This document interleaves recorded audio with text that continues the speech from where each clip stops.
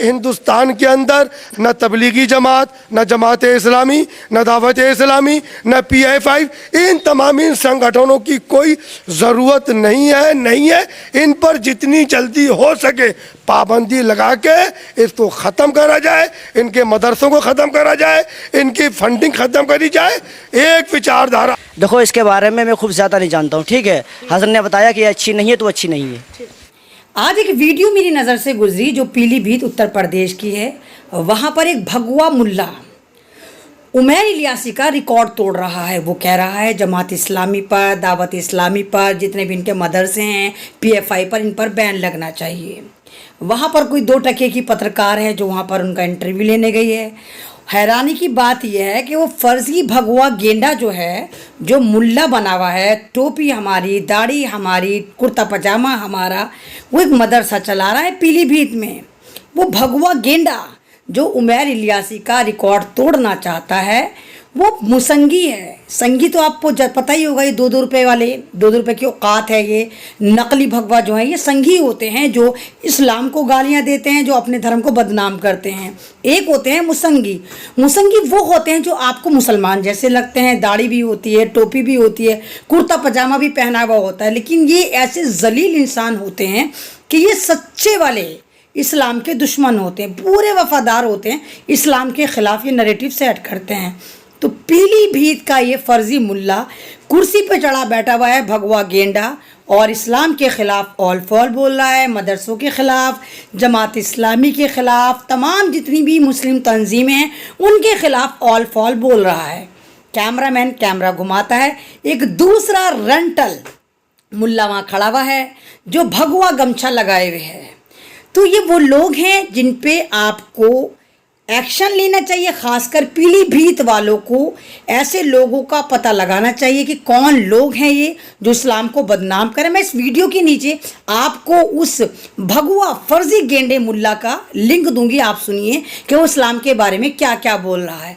जाहिर सी बात है इनको टुकड़े मिल रहे हैं, इनको RSS की तरफ से टुकड़े मिल रहे हैं, क्योंकि RSS इस वक्त दुनिया में बदनाम हो रही है। RSS पर बैन लगाने की डिमांड हो रही है। इस वक्त भारतीय जनता पार्टी की चड्डियाँ गीली हो रही हैं और इनको पता है कि इनकी हालत खस्ता है।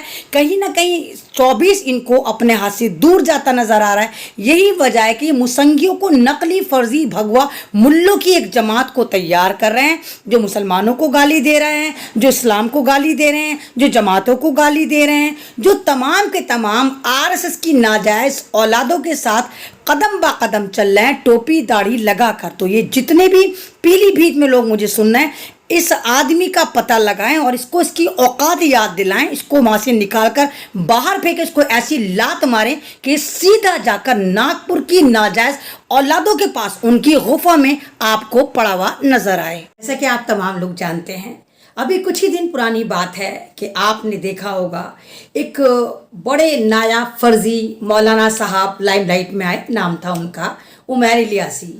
ये वही उमैर इलियासी हैं जो कातिल सुहेब इलियासी के भाई हैं। और ये लाइमलाइट में किस तरह आए, क्योंकि इन्होंने आतंकवादी संगठन RSS के चीफ को, मोहन भागवत को, जनाब महात्मा गांधी की उपाधि दे डाली और राष्ट्र ऋषि भी कह दिया।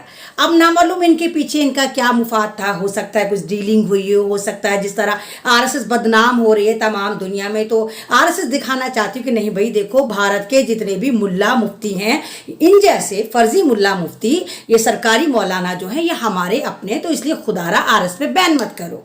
बस यहीं से ये लाइमलाइट में आया, पूरे भारत में कोहराम मच गया। उमैर इलियासी साहब ना मालूम अपना आपको क्या समझते हैं, हालांकि उन्हें कोई जानता नहीं। और कमाल की बात यह है कि जो भी उनको ये कह रहा है कि उन्होंने गलत करा, वो उल्टा उन्हीं को टारगेट कर रहे हैं, उन्हीं के चैनल को टारगेट कर रहे हैं। मज़ा तो मुझे जब आया जब उन्होंने फरहान या तक को ये बोल दिया कि अरे फरहान, तुम्हारा चैनल वही है ना जो सरकार के खिलाफ दिखाता है। अरे जनाब, व्हाट्सअप एजेंडा छोड़ के कभी फरहान का चैनल देखा तो होता। 2-2.5 महीने से फरहान के चैनल पर लगातार अमवात दिखाई जा रही हैं। यहाँ मुसलमान का कत्ल, वहाँ मुसलमान का कत्ल, यहाँ भाई को भाई ने मार दिया, यहाँ जनाजे का आखिरी सफ़र कब्रिस्तान तक। लेकिन जनाब व्हाट्सअप वाले हैं, इनको क्या पता कि मौत क्या होती है या मुखालफत क्या होती है। अब जनाब जब इनकी हर तरफ से मुखालफत हुई, इनको फर्जी मौलाना बताया गया, इनको सरकारी मौलाना का ठप्पा लगा दिया गया, तो उमैर इलियासी ने अपनी बहन, आपको पता है अपनी बहन नुपुर शर्मा को फोन करा और नुपुर शर्मा से बोला, हाय नुपुर, मैं भी मुसीबत में आ गया, क्या करूं। इनकी बहन नुपुर शर्मा ने कहा, अरे वही गूगली फेंक दो जो मैंने फेंकी थी, तुम भी कह दो लगातार मुझे मौत की धमकियां मिल रही हैं। तो उमैर इलियासी साहब, आपने भी एक फर्जी ड्रामा करा और कहा कि मुझे मौत की धमकियां मिल रही हैं। आपको कौन मारेगा? कौन मारेगा आपको? जना मारा उनको जाता है जिनका जिंदा ज़मीर होता है। मुर्दों को कौन मारता है? कौन एक मुर्दा शख्सियत को ले जाकर कब्रिस्तान तक पहुंचा कर आएगा? आप तो मुर्दा इंसान हैं। आप जैसे लोग इस्लाम के दुश्मन हैं। आप जैसे लोग कातिल हैं इस समाज की इमोशंस की, जो ये समाज लेकर चला। आपको पता है कि भारत में किस तरह मुसलमानों की मॉब लिंचिंग हो रही है। आपने तो नहीं पूछा मोहन भागवत से कि भाई मुसलमानों की मॉब लिंचिंग क्यों करते हो? आपके मुंह में उस वक्त भी दही चिपक गई फर्जी मौलाना उमैर साहब, जब कर्नाटक में हिजाब का इशू था, जहां बच्चियों के हिजाब नोचे जा रहे थे। उमैर इलियासी साहब, आपका दिमाग भी ऐन गैन फेक ऑफ हो जाता है उस वक्त जब उत्तर प्रदेश में भी और पूरे हिंदुस्तान में मदरसों को टारगेट करा जाता है। ना मालूम आपका दिमाग कहां चरने चला जाता है जब हमारी टोपी को, हमारी दाढ़ी को, हमारे इस्लाम को, हमारे मसाजिद को टारगेट करा जाता है। खैर, उमैर इलियासी साहब ने एक मिसाल दी। उन्होंने दिखाया कि वाकई भारत का वो सरकारी मुल्ला गवर्नमेंट की जेब में, गवर्नमेंट के गोद में जाकर बैठ सकता है। जो भी इस्लाम के खिलाफ बोलेगा, बस उसके लिए आपको 3 चीज़ों की ज़रूरत होगी। नंबर 1, आप टोपी वाले हो। नंबर 2, आपने दाढ़ी उगा रखी हो। नंबर 3, आपने कुर्ता पजामा भी पहन रखो। नंबर 4, आप इस्लाम के बारे में ऊल झलूल अगर बोल रहे हैं तो आप नागपुरिया कमेटी के सबसे करीब पाए जाएंगे।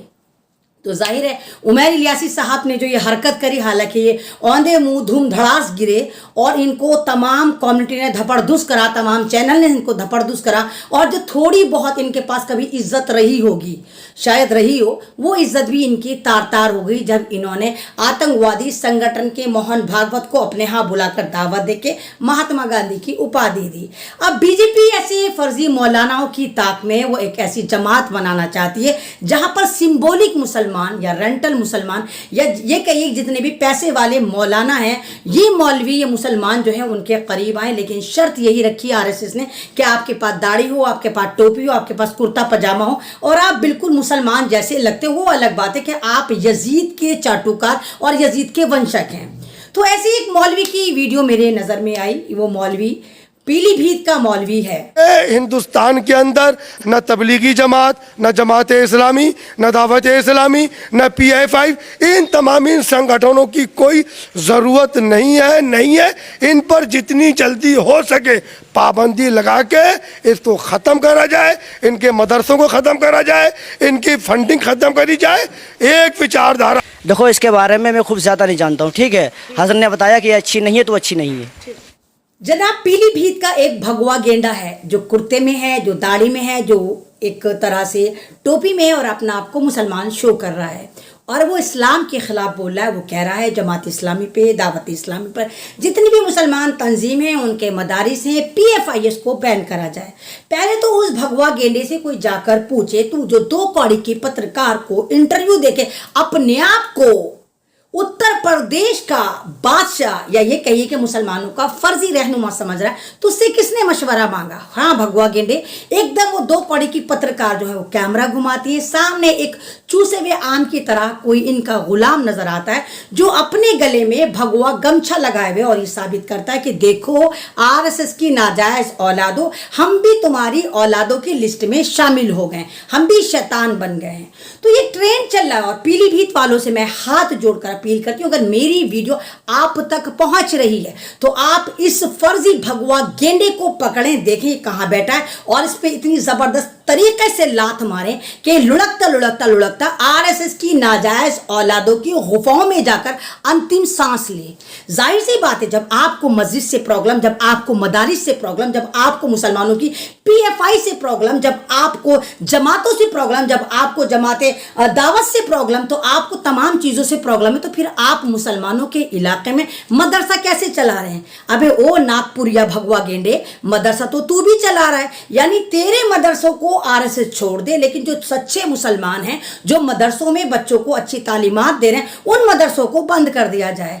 मसले की बात ये, अगर आप वो वीडियो देखेंगे तो भगवा गेंडे का चेला है, 3.5 फुट का एक आरएसएस का एक फुस्सी बम है। जब उससे 2 कौड़ी की पत्रकार पूछती है कि जो अभी अभी बात कही गई क्या ये सही है, तो वो 2.5 फुट का जो फुस्सी बम है वो कहता है हाँ मेरे हजरत ने कही तो सही होगी, जो मेरे हजरत ने कही। वैसे तो मैं पीएफआई के बारे में जानता नहीं, लेकिन अगर हजरत ने पीएफआई पे अपने मुंह से गू उगला है तो वो सही होगा। सवाल ये उठता है कि अगर समाज में ऐसे लोग हैं तो जिम्मेदारी आपकी बनती है। ऐसे लोगों को आप आइडेंटिफाई करिए, ऐसे लोगों को आप सामाजिक तौर पर बहिष्कार कीजिए, ऐसे लोगों को मुंह काला करके गधे पे उनको सवारी खिलाकर कहिए कि तुम ऐसे गधे हो जो समाज के लिए बदतरीन दाग हो, जो इस्लाम के लिए बदतरीन दाग हो। तुम्हारी वजह से आज भारत का मुसलमान जो है वो पिट रहा है, क्योंकि किसी शायर ने बहुत खूब कहा है, घर को आग लग गई घर के चिराग से, हमें दुश्मनों की क्या जरूरत है।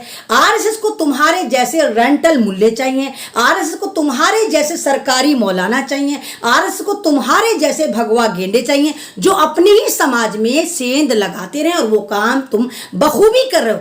तुमने बिल्कुल उमैर इलियासी साहब का जो एजेंडा है उसको आगे बढ़ाया। हो सकता है कि उमैर इलियासी साहब जो अपने आप को कहते हैं कि वो हिंदुस्तान के अखिल भारतीय मौलाना तंजीम जो ऑर्गेनाइजेशन है उसके अपने आप को सुप्रीमो कहलाते हैं, जिसके अंडर में 2 लाख मौलाना आते हैं। हो सकता है उन मौलानाओं में एक कारतूस तुम भी साबित हुए हो, तुम भी उनमें से एक मौलाना हो जो 2 लाख का आंकड़ा हो, और एक के बाद एक तुम जैसे मौलाना बन के, फर्जी मौलाना बन के, फुस्सी बम बनकर इस्लाम को सेंध लगाने की कोशिश कर रहे होंगे। तो इस वक्त जो भारत के हालात है वो आपसे छुपे हुए नहीं है। जिस तरह आरएसएस काम करे, जिस तरह आरएसएस की आप देखिए इनके तमाम लोगों के ये एक कोऑर्डिनेट करते हैं प्रोग्राम, जहां मुसलमानों को गालियां दे रहे हैं, जहां मुसलमान महिलाओं के बलात्कार की धमकियां देते हैं, जहां हथियार को बढ़ावा दे रहे हैं, जहां कहते हैं हथियार रखो, किचन में हथियार रखो। और नरेंद्र मोदी किसी भी वक्त एक फरमान दे सकता है कि हिंदू राष्ट्र बने, बस जिस वक्त वो फरमान लागू करे, अल्टीमेटम दे कि हिंदू राष्ट्र बने, तो तुम उन हथियारों से मुसलमानों को मार दो, काट दो। तो सवाल उठता है क्या बीजेपी उन पार्टियों पर बैन लगाती है, क्या बीजेपी उन ऑर्गेनाइजेशन पर बैन लगाती है? फिर बीजेपी की नजर में सिर्फ मुसलमान क्यों रहते हैं? और दूसरी तरफ फिर मुसलमानों पे जुल्म करने के बाद ये फर्जी मौलानाओं की एक बटालियन तैयार करके मुसलमानों के अंदर एक तरह का रोष पैदा कर रहे हैं, मुसलमानों के अंदर गलत फहमी दूर करे। तो इन तमाम लोगों को आपको पहचानना चाहिए, ये आपकी जिम्मेदारी है। अगर आप खुदा से डरते हैं तो आपको इन जमीनी लोगों से डरने की कोई जरूरत नहीं है, क्योंकि हम एक जन्म वाले हैं, हम एक खुदा वाले हैं। अगर हम ही अपने दीन की, अपनी इंसानियत की, अपने भाइयों की, अपने भारत की, अपने संविधान की हिफाजत नहीं कर पाएंगे तो लानत और धिक्कार है हमारे ऊपर, क्योंकि हम अशरफुल मखलूकात हैं और इंसान और जानवर में यही फर्क है कि हमें सही और गलत की तमीज होती है।